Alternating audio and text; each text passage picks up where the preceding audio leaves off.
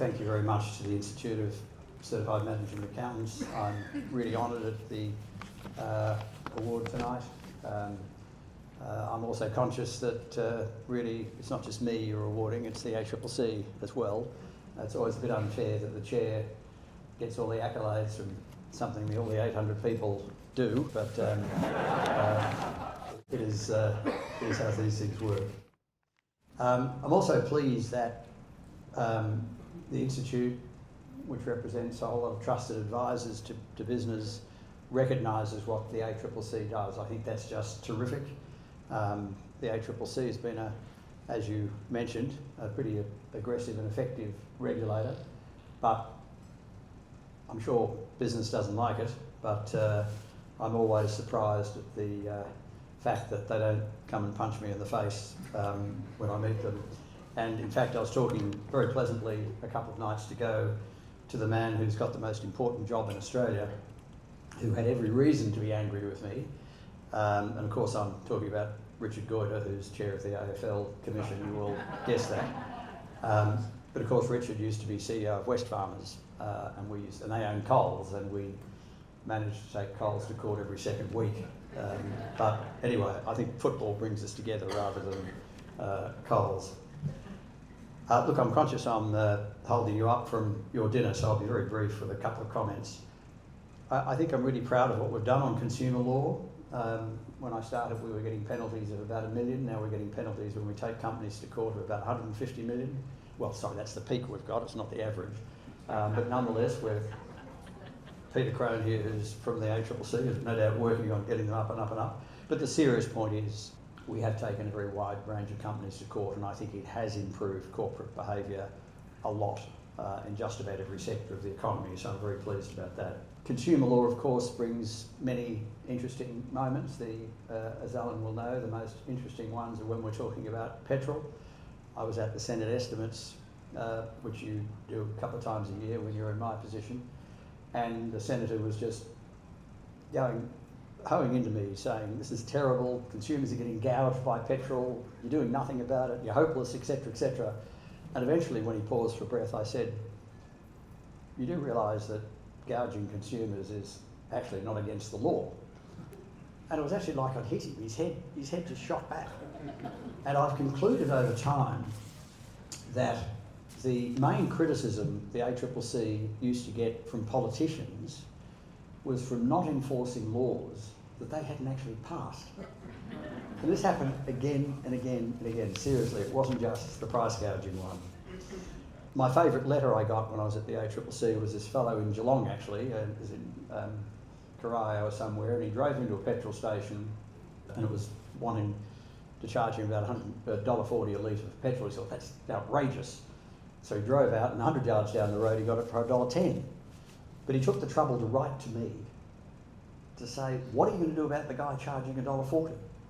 The fact that he'd made a perfectly rational choice, bought it for $1.10, he still felt that we had a role in making sure that the guy who was charging $1.40 was ripping people off. So it's a never-ending issue trying to educate people on what the consumer law is and isn't.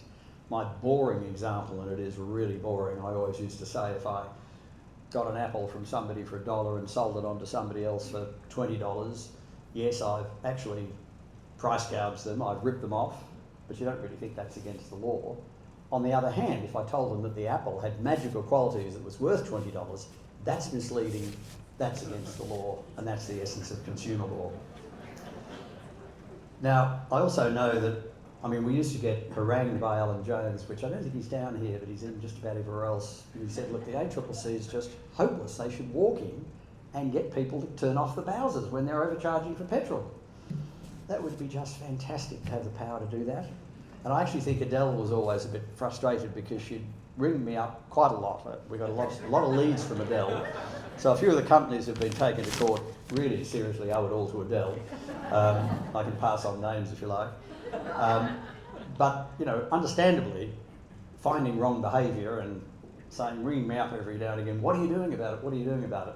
The reality is we work through the courts and it takes, really about a year from wrongdoing to get them to the courts. Very frustrating, but nonetheless effective. I always had a lot of fun with competition law. I remember when one of the first meetings I had was the small grocery stores, and they came in and said, look, we're paying way more for electricity than Woolworths and Coles, what are you going to do about it? And I said, well, they're bigger than you. They can get a discount for scale. They said, yes, but that gives them an advantage. That's anti-competitive. What are you going to do about it? Anyway, I spent a long time and was actually good friends with them and explained to them why that wasn't against the law. Don't get me wrong, they didn't believe a word of what I said. I mean, I was sort of completely convinced that it was illegal. On the other hand, I remember going along to the Centre for Independent Studies. It's Sydney-based, slightly to the right of centre. And I get met at the door by the fellow who says, look, I belong to the Chicago, I believe in Chicago school economics. I actually don't think the ACCC should exist. That was a really good start. but I was ready for it, so I started praising Adam Smith, who made this, he's the one famous for the invisible hand, because he had this really amazing statement that says it's not from the benevolence of the butcher and baker that you get your daily meal, but their regard to their own self-interest. Which, of course, as I was explaining to the CIS, is exactly right, provided there's enough competition, right? If there's not enough competition, then they're going to rip you off left, right and centre. So competition was really important. He eventually, begrudgingly, looking down at his shoes, says, well, I suppose I can't hate you if you like Adam Smith. And then the discussion got on to, look, why is it a problem if Coles and Woolworths merge? Someone will come along and eventually take them on and it won't do any real harm. So there's a very wide range of views on competition issues. And I often think the judges, I don't know if there's any judges in the room, but assuming not, I often think they belong to the Chicago school as well.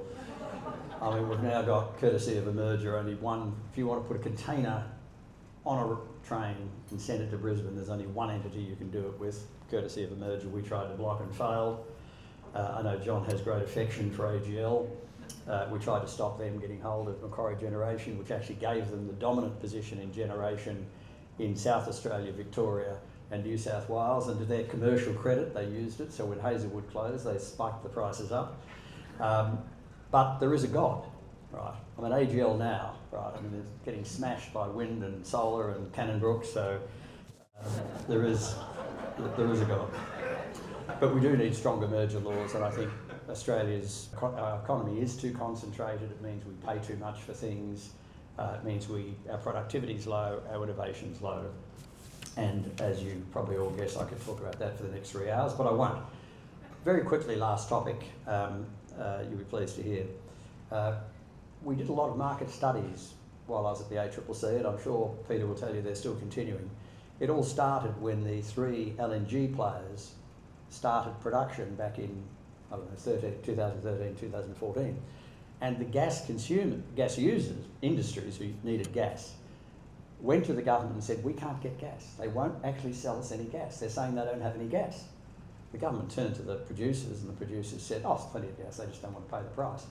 So the government was they won't give us any gas, we will give them gas, just completely contradictory statements. So that was our first market study, to use our information gathering powers, those quaint little things, to find out what the answer was.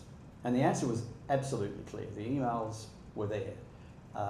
One party was telling the truth, which was the users, and one party was not telling the truth, which is the producers. And that has done the LNG producers a lot of harm for a long time, which partly helps you understand the current debate we're having about gas. They're not mightily loved, particularly when you lie to politicians. That doesn't go down well. But the success of that one, then the government gave us 5 market studies in 6 months. 5. These are really concentrated things. At that time, we had 2 decision-making meetings a day. So it was hectic, but I think we did achieve a lot on a lot of fronts, and that's already been mentioned, the News Media Bargaining Code, but a whole lot of things, including getting grape growers paid a lot earlier than they otherwise would from the wine growers, and a whole range of things. So very proud about that. So look, it was a fun ride. I really appreciate and am deeply honoured to get this Hall of Fame award. As I say, I think it reflects very well on the ACCC, which is I think, a great institution and continues to be a great institution that Australia should be proud of. So thank you very much for the award. Thank you.